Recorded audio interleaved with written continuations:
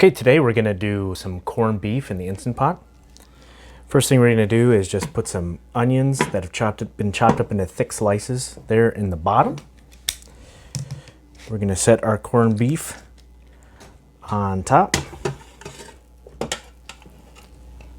I've got a 4-pound corned beef there.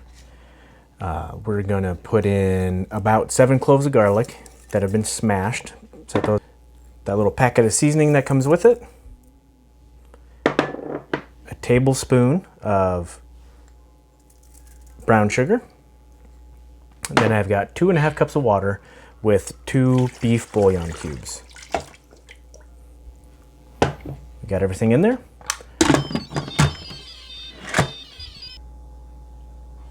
Okay, now I'm going to set this to manual pressure for 90 minutes.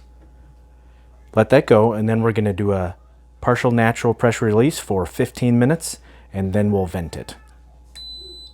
Okay, so we've been letting this natural pressure release for 15 minutes. Now we're going to go ahead and release the rest of the steam if there's any. All right, we've finished releasing the rest of that pressure. Now what I'm going to do, I'm going to grab the corned beef out of here. I'm going to put it in this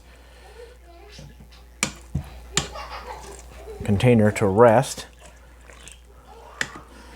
while we cook the vegetables.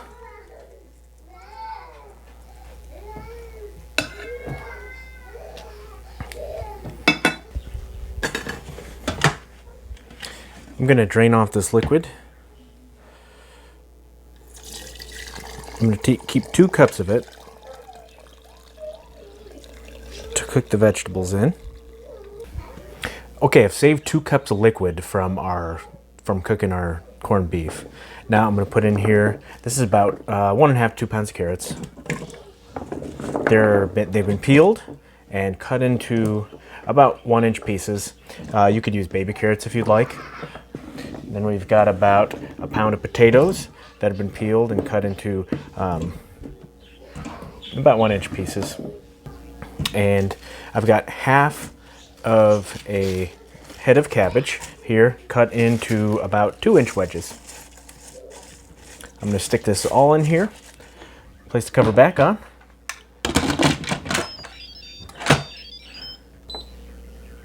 I'm going to let this cook for 5 minutes and then let it natural pressure release for 5 minutes and we'll be all set. So I've gone ahead and started slicing up our corned beef while the vegetables finish up in the Instant Pot. And the way we want to cut this is against the grain. You can see these lines here, these grains of meat as they call it. And we're going to cut across those. And this will make it nice and fork tender basically as we go to serve it.